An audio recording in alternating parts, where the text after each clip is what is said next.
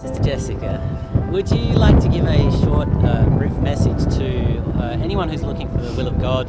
A short, brief message, vocational message. Of course.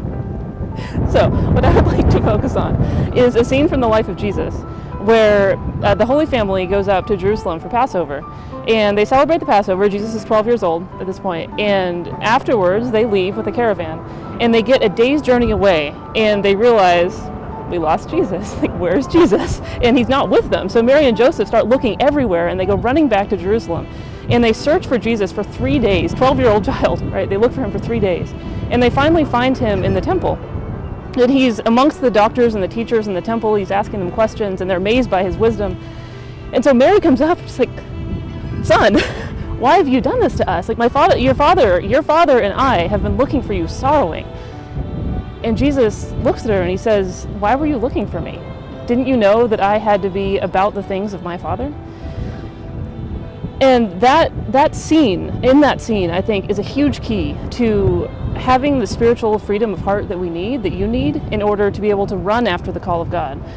Because Jesus really beautifully reminds Mary of who he is. When she comes to him and she says, "Son, your father and I have been looking for you," he says, "No, my Father knew exactly where I was. I have to be about his business."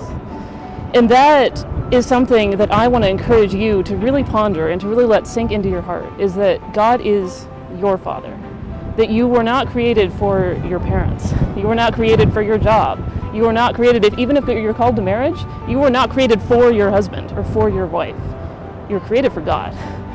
And if we can learn to have that trust of heart in God as our Father who art in heaven, then we're going to be able to say, "Your will be done." And we're going to be able to follow that will with the kind of joy of heart, the kind of freedom of heart that we need. And the beautiful thing is that God knows the deepest desires of your heart because he's the one that put them there. And he put them there in order to lead you into the fullness of his plan for you, which is your complete and absolute mind-blowing joy. So don't be afraid. Don't be afraid to enter into that, to trust God as your Father, because the only place he's trying to lead you, ultimately, is your true home. That's what I would say. Peace and good.